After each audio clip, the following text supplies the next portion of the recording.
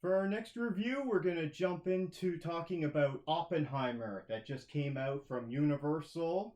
And it's Christopher Nolan's new movie. Just came out this weekend. This is, we're going to do spoiler free. We're not going to spoil it, although it's history, so. Wow. I mean, you know what happens if you know history. He invents the atomic bomb. Was it crew? So it currently has a 94% certified fresh rating on Rotten Tomatoes and a 94% audience score. So people love it. Now it's 3 hours long. It's rated R. Kids aren't going to see this. I did see a couple, like, may have been 12 or 13-year-olds at our screening yesterday. Yeah. I was surprised by that because just it's kind of a bit complicated at times because Christopher Nolan's films are really complicated. Yeah. Especially what's going on with the politics. Wish they hadn't put the nudity in there because then kids could watch it. I was thinking this wouldn't be for you, but what did you think of this movie? All 3 hours of it. I was thinking it wouldn't be for you. We got 5 minutes into it. I'm just thinking this is not something Gregory's gonna like. It wasn't. It was okay, but it's not your kind of film.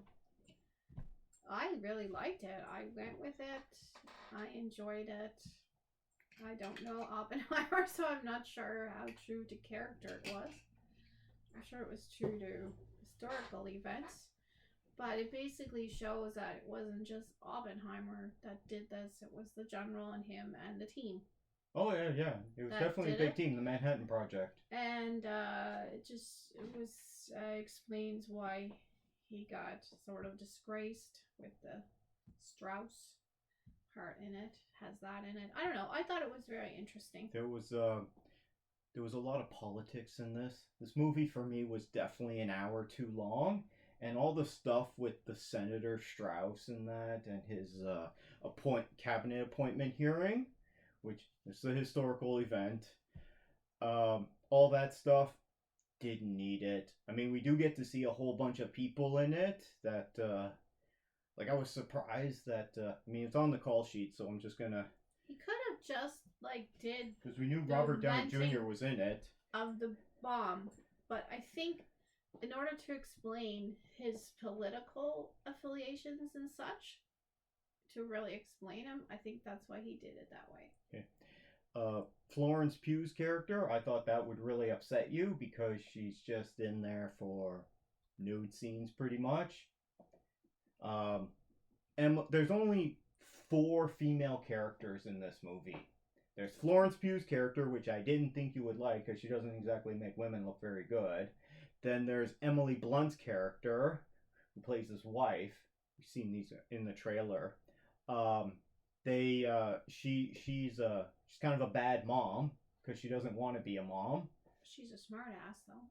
Yeah, she's ultimately a rich kid, and she doesn't like being a mom. There's a female scientist that we see at one point, who has a couple of lines, and then there's one of the government's bigwigs. I think it's probably another senator's wife that we see a couple of times. That's it. Other than that, this movie's a sausage fest. And there's a lot of people in this. It would have I didn't mind that because this was a sausage fest time. Okay, but let me tell you, you got Cillian Murphy in it. Plays Oppenheimer, of course. Fantastic. You got Matt Damon, who's all over the trailers, playing General Rhodes. He's also fantastic. You got Robert Downey Jr. in it. Yeah. I could have done without his character. I don't like him, but he did a great job. Kenneth Branagh makes an appearance. Tiny bit. Okay, yeah, a little bit. He just had fun, I think. Okay. Josh Hartnett was in it quite a bit. The whole time I'm looking, I'm like, is that Josh Hartnett? No, it can't be. Who's the sweaty guy? I don't know what sweaty guy you're talking. Benny Saldi is a sweaty guy. That's not. I'm talking about big names that appear in this. Well, he's not a big name, but he was the main character. Rami Malek. He wasn't in it very much. No, Mr. Robot makes an appearance. He wasn't in it very much, but he did had an important role. Dane DeHaan. The whole time I was trying to picture. I'm like, who is that? I know that voice and that chin, but I couldn't name it. I thought it was one of the Skarsgård kids, but no, it was Dane DeHaan makes an appearance. We got Solo. Alden Ehrenreich shows up as well. Jason Clarke. Okay.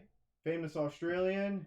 Jack Quaid, who you love, shows He up. wasn't in it very much. No, but no one, not most of them aren't in it very much. No. David DeSmulchin shows up. He's a very small role as well. Well, he has an important role. So a though. lot of actors, like big name actors, that show up just to be in a Christopher Nolan film, even if it's a very small role. I don't think that was the point. I think the point was it was showing the team and how they work things out, and they had the scientists represent it. Some of them are just other political. Some of them are just other military officials or politicians, Most of and them they're very just scientists. small roles. I don't know. I didn't. I think most of them were the scientists. That's why I was talking about the sweaty guy. He's always sweating, which this I thought was hilarious. is a bit convoluted, and how Christopher Nolan does it, where it's just constantly going back and forth through different time periods, and you have to pick up what's going on. It doesn't say, like, it doesn't come up and be like, well, there was titles in it a bit, but it wasn't identifying the years, and that you had to pick it up based on all the dialogue. So this is a movie you really have to pay attention to, and it's really fast paced. Like, there's always something going on. There's a couple of scenes where you're, once again, Chris Nolan, which, like, can't hear very well what they're saying. Yeah, I did mind that. As a mostly half-deaf person, I guess. I can't hear out of one ear. It was I did find it hard to tell way better than the sound dialogue issues that they had with his last movie, one of your favorites, Tenet. I wish that it had subtitles sometimes, because I did find I had to really focus, and all of a sudden it gets really loud. Mm-hmm. And yeah, I did find it, for a hard of hearing person, I guess that's what I'm called, I did find it sometimes a little difficult, but I think I picked up on most everything, but I had to really focus on it. And listen, it was easy because the theater was absolutely packed, but everyone was so quiet. Oh yeah, there wasn't a noise from the audience. No, everyone was really quiet. Especially, there is a part of the movie where it does go completely silent, and there was not a noise in the theater. Also, everyone was glued to the screen. Also, for a 3-hour movie, I found that very few people got up to use the washroom. Unfortunately, like very the guy, few. Like, next to me got up. But other than him, I didn't see anyone else. Normally, you'd think a lot of people would be getting up throughout. Yeah, and they waited. Actually, they all got up. People ran out at the end. At a time where things were a little bit, there was more levity, so people ran out. I just didn't drink very much before I went, so I was fine. But yeah, that's tip, It's 3 hours. Don't drink anything for probably 2 hours before you go, and don't get a pop when you're there. Yeah, he got up, but I thought the girl too. She was drinking a lot of her big beverage, and I thought, no, she's gonna have to get up too, but she managed it. But listen, yeah, this is not the way you want to get your giant big cup. She had like a big and one, and I was like, oh no, she's drinking it again. But where he got up, it was the right time. But I found everyone was glued to the movie. People were really into it. I was nodding off a little bit at times. You weren't. I could tell it's not for you. Oof. It's about character development and a story. Nope. It wasn't really your character development thing, is good. But it wasn't your thing. It just, I know, it was boring to you because it just wasn't your kind of jam. It's kind of a slow burn. Yeah, and there's like too many storylines added with too many different time periods that made it convoluted and a bit confusing at times. So this is a movie you really got to pay attention to. And if you run to the washroom even once, you're probably going to miss something important. I think he looked at it and said, how do I tell the entire Oppenheimer story? And I think this is what he came up with. Because he wanted to tell the whole story. Just didn't want to show the story till the bomb went off. So this did do that. It was a way of telling almost the entire story of him, and his dark times, and his womanizing was in their bed, although they didn't really stress that a lot. It sounded like he was sleeping with a lot of people, maybe. I don't know, because we get some of that. I don't know, but that's the only reason Florence Pugh is in this movie. Yeah, her character, I didn't quite get her, but who knows? It was a different time. Anyway, but, yeah, and it does. I'm not going to say the spoiler. There's a spoiler about what happens. No, we're not spoiling this. There's a spoiler. The whole third act for me, I could have done without.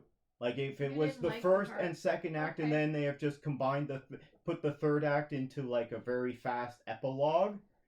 Just some fast cutscenes or something, I would have been fine with that, or the text that comes up at the end. I didn't need a third hour of this movie, so I just was glued to it. I really enjoyed it. I thought it was great. I wish, yes, that the nudity wasn't in because I wish the children could watch it a little bit too, like our kids. Not really young, but because it's about people working together and the threat that was going on. That, like, we might talk about veterans and stuff like that, but for people to really understand the threat that was happening, this really does demonstrate a lot of that, of how it was necessary to do this and why it was yeah, it puts necessary. you into the context of the time, because when we look back on events now, It's easy to say, our oh, yeah, hindsight is 2020, right? oh It's yeah, easy yeah, to yeah, to be Captain right. Hindsight and just know, oh, this is what you should have done, but based But on they you weren't listen. in that They situation in also that had time period. a bit of. They knew that there was an issue coming forth, and that's also demonstrated in this, an issue that people weren't aware of, but people in the know were thinking, they were knowing what the future was going to happen. Right. That was also Fair enough. interesting. I thought it was really So good. let's wrap this up. What rating would you give this on Oh, the internet rating system? I'd probably give it like a 93 On the myself. internet rating scale, I'm gonna give this a worst movie ever. It's just, to me, this is another boring, long Christopher Nolan movie. It's a slow burn. There's tons of dialogue. It's quite convoluted, and you didn't need the third act at all. And I really don't want to invest my time watching this again. It was interesting. It held my attention for the most part, but also at the time I felt it. Reason why I kind of started nodding off is because I just start feeling exhausted as so much is coming at me. I'm just like, holy jeez. You just gotta keep track of a lot that's Oh, going on. I wasn't like that at all. I Oof. just thought it was really interesting. But it also demonstrated as well that America, well, and you could say Canada as well, doesn't care about scientists. That's also a theme. We're not leaders in science, and there's a reason Yeah. why. And this sort of demonstrates some of the reasons why. We don't really want to talk Um, about the themes because that kind of gets into spoiler Everybody territory. knows So, that. Anyway, I thought it was really good, and I thought, take this material, how you can explain the life of a man. This is the way it was done, and I think it was done really well. okay, so different opinions. Let us know your opinion on the new Oppenheimer movie. Did you see it in IMAX or just regular screening? We saw it in IMAX, and I regretted that. Fabulous. It's loud. It was great. So let I us need know subtitles. let us know your thoughts down below on Oppenheimer, and if you're not interested in go seeing it because you're not a big Christopher Nolan fan, kind of like myself, let us know down in the comments below. You can always give us a thumbs. Oh, thank you to anyone who gives us a thumbs up and subscribes. We appreciate that.